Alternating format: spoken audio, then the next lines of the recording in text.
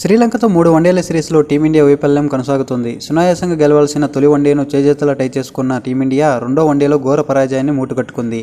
ఆదివారం జరిగిన ఈ మ్యాచ్లో పేలో బ్యాటింగ్తో టీమిండియా 32 పరుగుల తేడాతో చిత్తయింది. ఈ గెలుపుతో 3 వన్డేల సిరీస్లో శ్రీలంక 1-0తో ఆధిక్యంలో నిలిచింది. శ్రీలంక స్పిన్నర్ల దాటికి టీమిండియా బ్యాటర్లు పేవ్లిన్కు క్యూ కట్టారు.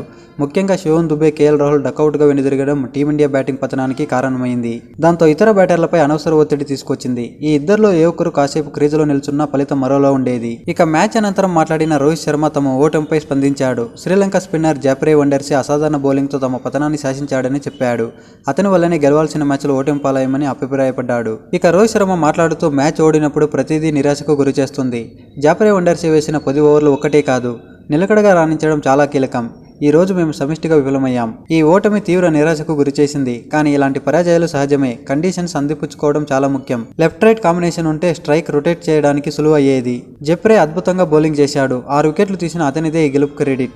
నేను ఆడిన విధానంతోనే 65 పరుగులు చేయగలిగాను. నేను అలా దూకుడుగా ఆడితే చాలా రిస్కులు తీసుకుంటాను. ఈ పిచ్ యొక్క స్వభావం మేము అర్థం చేసుకున్నాం. మిడిల్ ఓవర్లలో ఈ వికెట్పై ఆడటం చాలా కష్టం. తొలి పవర్ ప్లేలోని వీలైన పరుగులు చేయాలి.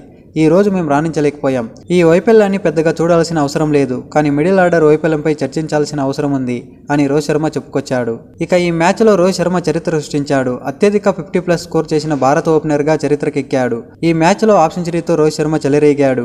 ఇది రోహిత్ శర్మకు భారత ఓపెనర్గా 121వ 50+ స్కోరు. ఈ క్రమంలో మాస్టర్ బ్లాస్టర్ సచిన్ టెండూల్కర్ పేరిట ఉన్న రికార్డును రోహిత్ శర్మ అధిగమించాడు. సచిన్ టెండూల్కర్ భారత ఓపెనర్గా 120 సార్లు 50+ రన్స్ చేశాడు. అంతేకాకుండా గతేడాది జనవరి నుంచి ఇప్పటి వరకు వన్డే క్రికెట్లో తొలి 10 ఓవర్లో అత్యధిక సిక్సర్లు బాదిన బ్యాటర్గా రోహిత్ శర్మ అగ్రస్థానంలో కొనసాగుతున్నాడు. ఇప్పటి వరకు హిట్ మ్యాన్ 53 సిక్సర్లు బాదగా 24 సిక్సర్లతో డేవిడ్ వార్నర్ తర్వాతి స్థానంలో నిలిచాడు. ఇక వన్డే క్రికెట్లో తొలి 10 ఓవర్లలోనే అత్యధిక హాఫ్ సెంచరీలు సాధించిన బ్యాటర్లలో రోహిత్ శర్మ రెండో స్థానంలో కొనసాగుతున్నాడు.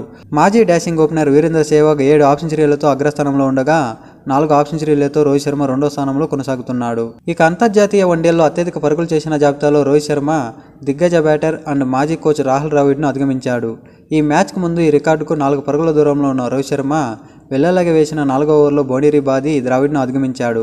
వన్డే క్రికెట్లో శుభ్మాన్ గిల్తో కలిసి రోహిత్ శర్మ అత్యధిక భాగ్యస్వామ్యం యావరేజ్ కలిగిన జోడీగా కూడా రికార్డు సాధించాడు.